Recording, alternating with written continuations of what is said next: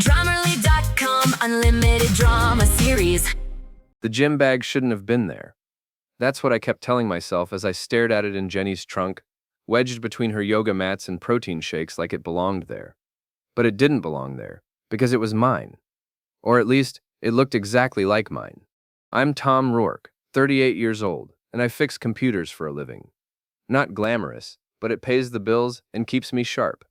Sharp enough to know that my wife Jenny doesn't own men's underwear, expensive cologne, or write herself love notes signed property of C. The discovery happened on a Tuesday. Jenny had asked me to grab her water bottle from the car before her evening training session with her business partner Chad. I'd been doing this dance for months now.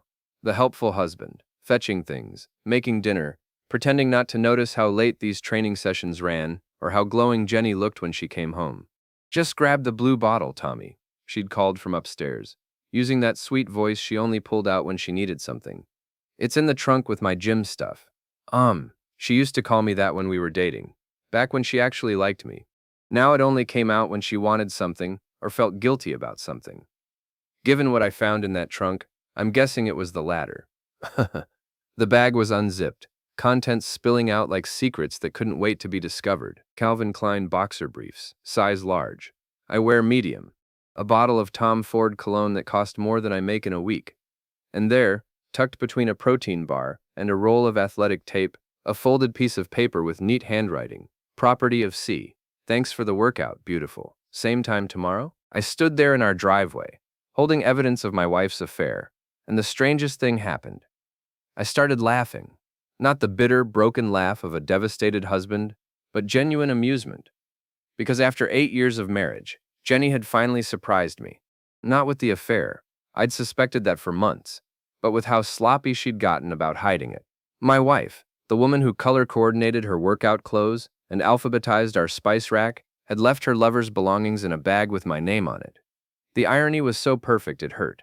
"Tommy, did you find it?" Jenny's voice drifted down from our bedroom window. "Oh, I found something all right," I muttered, carefully zipping the bag back up and grabbing her water bottle. "Found it real good." I walked back into our house that I'd been paying the mortgage on for 5 years while Jenny built her fitness business, and handed her the water bottle with a smile. Thanks, honey," she said, giving me a quick peck on the cheek. She smelled like that expensive cologne. "You're the best." "I know," I said, watching her grab her keys and head for the door. "Have fun at your training session." "I always do," she called back, and I believed her. After her car pulled out of the driveway, I poured myself a beer and sat down at my computer. Not to work, but to think. See, most people in my situation would either confront their cheating spouse immediately or fall apart. But I'm not most people. I'm the guy who fixes things when they're broken, and my marriage was definitely broken. The question was, did I want to fix it, or did I want to fix Jenny? I opened a new document on my computer and started typing. Project, tokens, property of vengeance, day 1, discovery phase complete. The beauty of being married to someone for 8 years is that you know all their habits, all their passwords, and all their weaknesses. Jenny thought she was being clever with her affair, but she'd forgotten one crucial detail. She was married to an IT guy. I didn't need to install spyware or hack her phone. Jenny had already given me access to everything years ago when she'd asked me to sync all our devices for convenience. Our shared iCloud account, our joint social media passwords, even her email, all accessible from my laptop while she was out training with Chad. The next morning, after Jenny left for her early client session, I made myself coffee and started digging. What I found was better than I'd expected and worse than I'd feared. Text messages between Jenny and her friend Kelsey painted a picture of a woman who wasn't just cheating, she was actively mocking her husband while she did it. "Tom's working late again. Perfect timing for my real workout with Chad. Does he suspect anything? Tom, please. He's too busy with his computer games to notice what's happening in the real world." I could bring Chad home for dinner, and Tom would probably just ask if he wants to play Call of Duty. "You're terrible." But Chad is so much hotter than Tom, and younger, and richer, and better at everything that matters. I saved the screenshots. Then I kept digging. The affair had been going on for 6 months. 6 months of late-night inventory sessions at the gym, weekend fitness conferences that were actually hotel stays, and client consultations that happened to coincide with Chad's free time. Jenny had been documenting it all on her private Instagram account, the one she thought I didn't know about. Photos of expensive dinners I hadn't paid for, pictures of hotel rooms I'd never seen, selfies with Chad that were cropped to look innocent but clearly weren't, and the comments from her friends, cheering her on like she was starring in some romantic comedy instead of destroying her marriage. But the real treasure was in her email drafts. Jenny was a planner, always had been.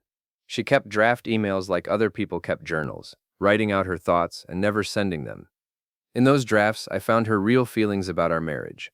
I don't know when I stopped loving Tom, but I know I can't keep pretending. He's a good man, but he's not the man I want anymore. Chad makes me feel alive in ways I'd forgotten were possible.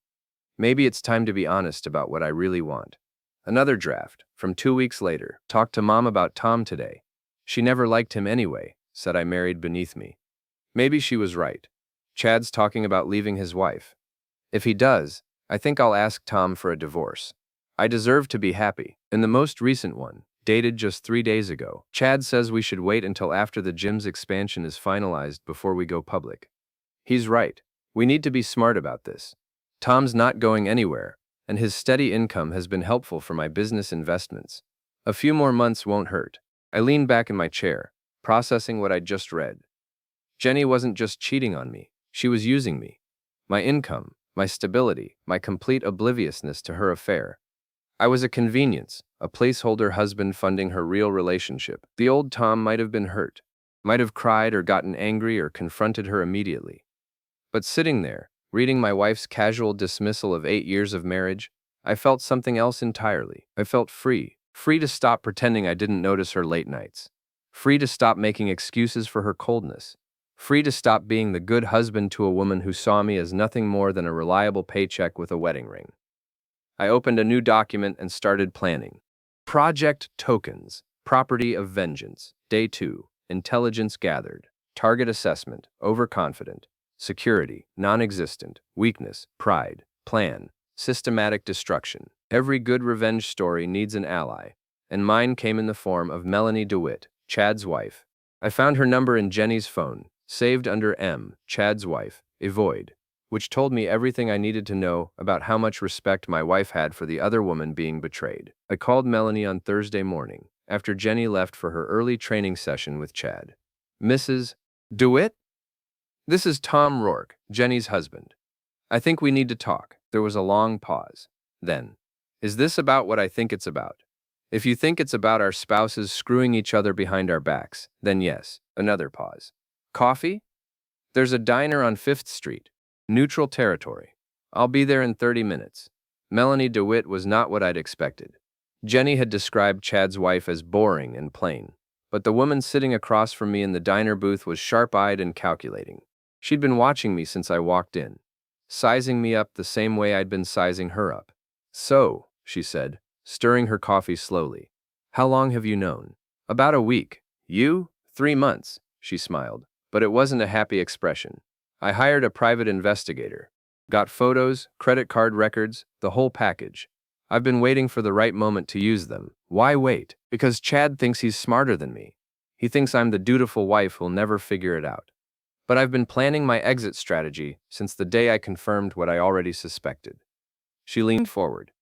The question is, what do you want to do about it? I pulled out my phone and showed her some of the screenshots I'd collected. Her eyebrows raised as she read through Jenny's text messages. Lol, your wife has a very high opinion of herself, Melanie said dryly. Had, past tense. By the time I'm done...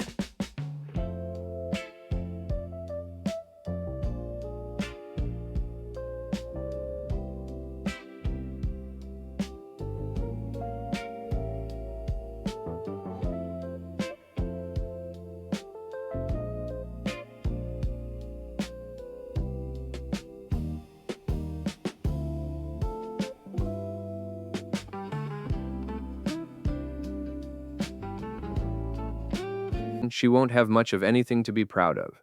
I like that attitude. What did you have in mind? Lol, over the next hour, I laid out my plan. Melanie listened, asked questions, and made suggestions. By the time we finished our coffee, we had a partnership. One rule, Melanie said as we prepared to leave. Everything we do has to be legal. I'm not going to jail because your wife and my husband couldn't keep it in their pants. Agreed. But legal doesn't mean merciful. Good, because I'm not feeling particularly merciful. We shook hands in the parking lot. Two betrayed spouses united by a common goal: the complete and total destruction of our cheating partners' lives. That evening, Jenny came home from her training session glowing and satisfied. She kissed my cheek and asked about my day like she always did, playing the role of the loving wife. Same old stuff, I told her. Fixed some computers, paid some bills, made some new friends. That's nice, honey. I'm glad you're getting out more. If only she knew.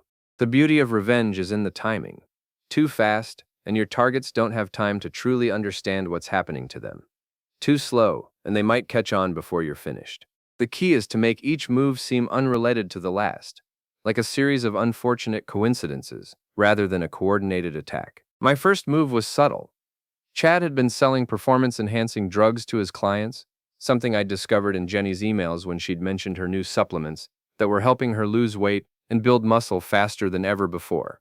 A quick search of Chad's social media showed him bragging about his clients' rapid transformations, complete with before and after photos that screamed steroid use. I made an anonymous tip to the state health department about unlicensed pharmaceutical sales at Gold's Gym.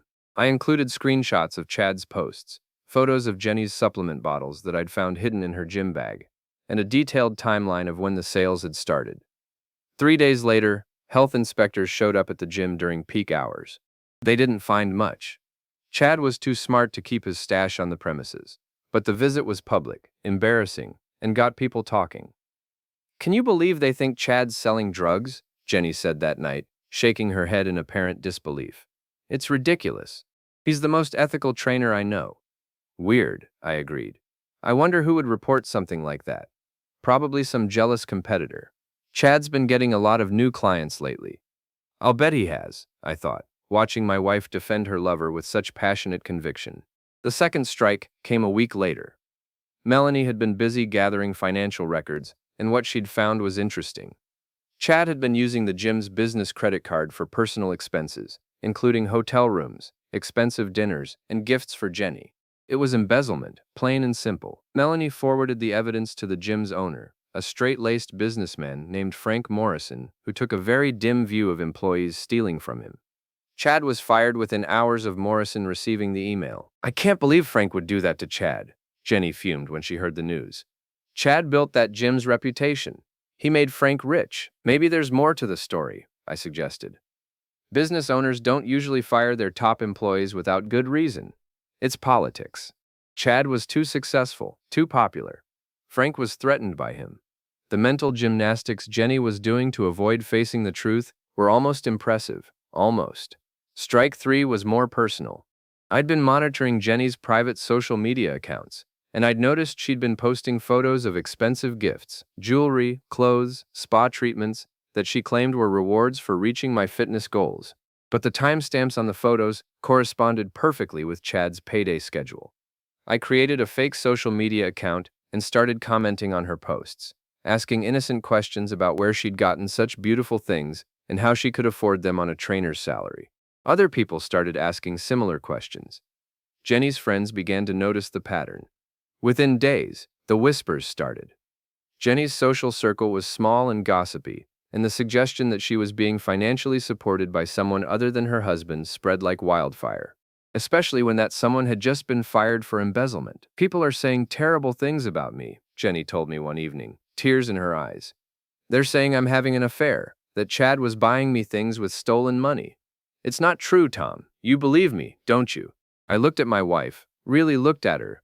The expensive highlights in her hair that I hadn't paid for, the designer workout clothes that cost more than my monthly car payment, the new jewelry she wore to the gym but never around me. "Of course I believe you," I lied. "People love to gossip. It'll blow over."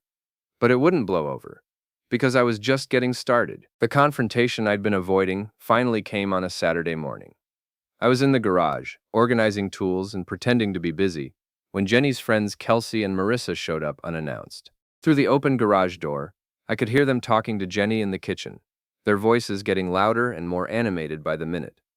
"You need to tell him," Kelsey was saying. "This whole situation is getting out of hand." Tell me what? I called out, walking into the kitchen like I'd just arrived. The three women froze, caught in the middle of their conspiracy. Nothing, Jenny said quickly. Girl talk. About Chad? I asked innocently. I heard he's been having a rough time lately. Lost his job, wife's talking divorce. That's got to be tough. Marissa and Kelsey exchanged glances. They knew something was up, but they couldn't figure out what. How did you know about the divorce? Kelsey asked suspiciously. Small town, I shrugged. People talk. What I didn't mention was that Melanie had started divorce proceedings the day after our coffee meeting. She'd filed papers citing adultery and financial misconduct, and she'd included photographic evidence of— Since when do you carry men's cologne to the gym? It's my trainer's. He left it. Your trainer keeps his Watch more on Grammarly.com. of Chad's affair with Jenny. The papers had been served publicly, at the gym, in front of a dozen witnesses. Jenny, Marissa said carefully, maybe you should take a break from training with Chad, just until things settle down. I'm not going to abandon a friend just because people are spreading lies about him, Jenny said firmly. Chad needs support right now, not more people turning their backs on him. But what about the rumors? Kelsey pressed. People are saying— I don't care what people are saying, Jenny interrupted. I know the truth. I watched this exchange with fascination. Jenny was so committed to defending Chad that she couldn't see how suspicious it made her look. Her friends were starting to put the pieces together, and they didn't like the picture that was emerging. After Kelsey and Marissa left, Jenny was quiet and tense. She kept checking her phone, pacing around the house, jumping at every sound. She was waiting for something, or someone. At 3 o'clock, her phone buzzed. She read the message and immediately grabbed her keys. I have to go out, she said. Emergency client session. On Saturday afternoon. It's important. I'll be back later. She was out the door before I could respond. I waited 5 minutes, then followed her. Jenny drove to a cheap motel on the outskirts of town, the kind of place that rented rooms by the hour and didn't ask questions. I parked across the street and watched her knock on the door of room 237. Chad answered, looking haggard and desperate. They embraced, and he pulled her inside. I sat in my car for 2 hours, taking photos and thinking about how far my wife had fallen, from our comfortable suburban home to a fleabag motel, all for a man who'd lost his job, his wife, and his reputation in the span of 2 weeks. When Jenny finally emerged, she looked disheveled and upset. Chad followed her to her car, and they had what appeared to be an argument. I couldn't hear what they were saying, but their body language told the story. He was pleading, she was pulling away. The fairy tale romance was cracking under the pressure of reality. Jenny drove home in tears. She went straight to our bedroom and closed the door. I could hear her crying through the walls, but I felt nothing, no sympathy, no urge to comfort her. She'd made her choices, and now she was living with the consequences. That night, she tried to initiate sex for the first time in months. I turned her down. I'm tired, I said, which was true. I was exhausted from playing the oblivious husband while orchestrating the destruction of her affair. We never do anything anymore, she said softly. I feel like we're roommates instead of husband and wife. Whose fault is that? I asked. She didn't answer, but I could feel her staring at me in the dark, trying to figure out if I meant something deeper by that question. I did. The final phase of my plan required patience and precise timing. Jenny and Chad's affair was already crumbling under the weight of public scrutiny and financial pressure, but I wanted to make sure it died completely before I delivered the killing blow.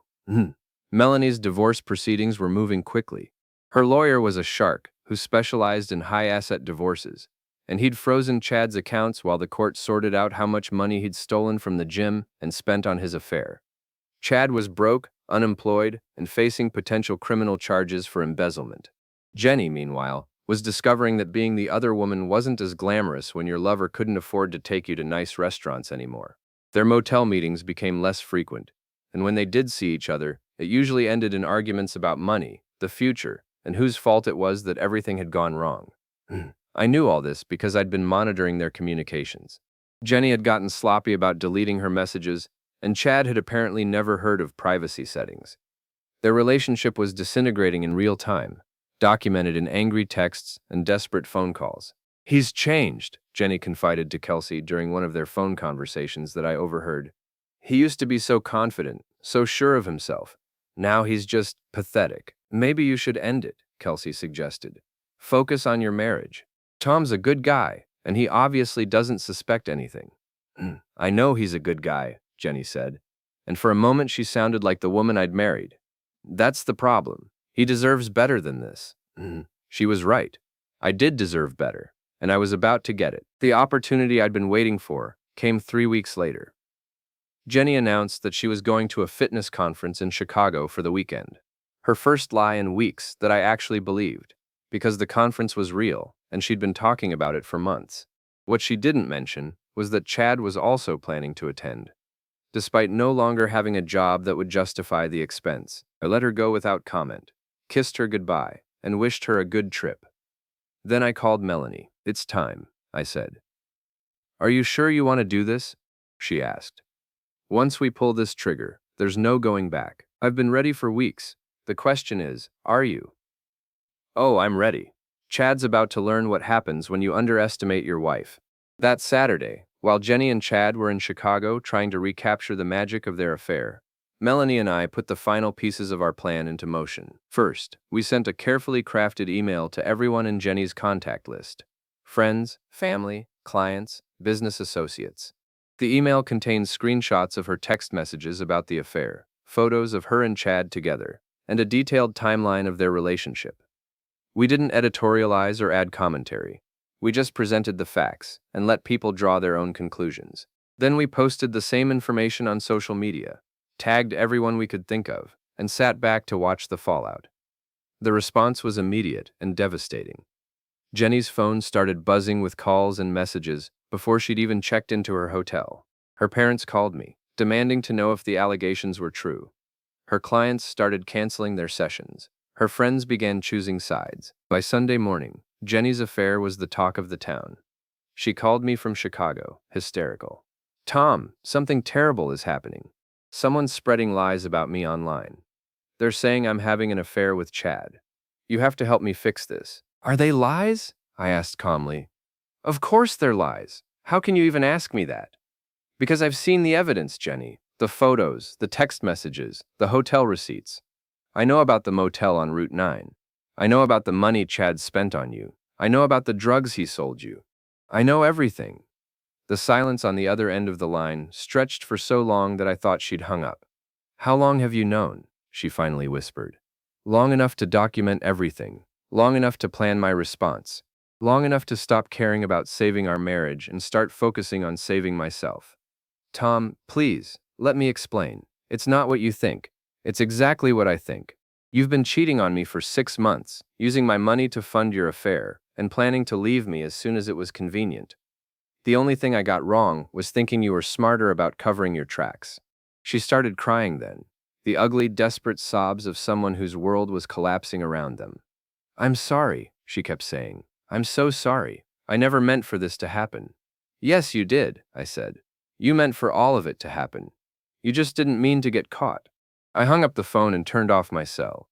Jenny could find her own way home from Chicago. I had work to do. Jenny came home Sunday night looking like she'd aged 10 years in 2 days. Her eyes were red from crying. Her hair was a mess. And she moved through our house like she was walking through a minefield. We need to talk, she said. No, I replied, not looking up from my laptop. We need to negotiate. Negotiate what? The terms of our divorce. The word hit her like a physical blow. She sank into the chair across from me, her face pale. Tom, please, I know I screwed up, but we can fix this. We can go to counseling, work through it. There's nothing to work through. You made your choice 6 months ago. I'm just making mine now. But I love you, she said desperately. I know it doesn't seem like it, but I do. Chad was a mistake, a stupid mistake. It's over between us. It has been for weeks. I know it's over. I helped make sure of that. She stared at me, confusion replacing desperation. What do you mean? I turned my laptop around so she could see the screen. It was a spreadsheet, meticulously organized, with dates, times, and actions. The complete record of everything I'd done to destroy her affair and Chad's life. The anonymous tip to the health department, that was me. The evidence of embezzlement that got Chad fired, I helped Melanie gather that. The social media posts that exposed your affair, we coordinated those together. Jenny's mouth opened and closed like a fish gasping for air. You did all this? I did all this. While you were sneaking around behind my back, I was building a case against you. While you were planning your new life with Chad, I was systematically destroying any chance you had of a future with him. But why? She whispered. Why didn't you just confront me? Why didn't you give me a chance to end it quietly? Because you didn't deserve a quiet ending. You deserved exactly what you got, a public humiliation that matched the private humiliation you put me through. She was crying again, but this time the tears were angry. You're sick. This is sick. What you did to Chad, to me, to our marriage, it's psychotic. What I did was justice. You and Chad thought you were so clever, so superior to your boring spouses. You thought we'd never figure it out, and even if we did, we'd be too weak or too stupid to fight back. You were wrong.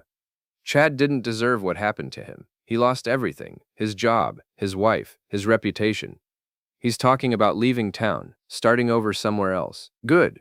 Maybe he'll think twice before he decides to destroy someone else's marriage. Jenny stood up abruptly, pacing around the room like a caged animal. This isn't you, Tom. The man I married wouldn't do something like this. He was kind, forgiving. The man you married was a fool, I interrupted. He would have forgiven you, taken you back, pretended none of this ever happened. But that man died the day I found Chad's underwear in your gym bag. What you're looking at now is what's left. She stopped pacing and stared at me with something that might have been fear. What happens now? Now you pack your things and find somewhere else to live. Your parents have already said you can't come home. Apparently, they're more embarrassed by your behavior than I am. Your friends are divided between those who think you're a victim and those who think you got what you deserved. Your business is finished. Half your clients have already canceled, and the other half will follow once word spreads. You've destroyed my entire life. No, I said, closing my laptop and standing up. You destroyed your life. I just made sure everyone could see the wreckage. Jenny spent the next hour throwing things into suitcases, muttering angrily under her breath. I watched from the doorway, feeling nothing but relief that this charade was finally ending. As she loaded her car, she turned back to me one last time. I hope you're happy, she said bitterly. I'm not happy, I replied. But I'm free, and that's enough. She drove away without another word, and I watched her taillights disappear into the night. Then I went back inside, poured myself a beer, and started planning the rest of my life. The house felt different without Jenny in it. Quieter, but not in a lonely way. More like the peaceful quiet that comes after a storm has passed. I was finally home. 6 months later, I was sitting in the same diner where Melanie and I had first planned our revenge, celebrating the finalization of both our divorces. She looked different, happier, more relaxed, like a weight had been lifted from her shoulders. Any regrets? She asked, raising her coffee cup in a mock toast. None, I said, clinking my cup against hers.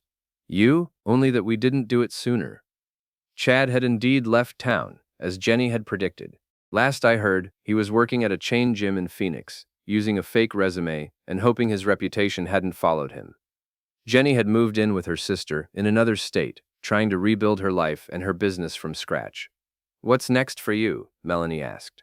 I'm thinking about starting my own business, computer consulting, maybe some security work.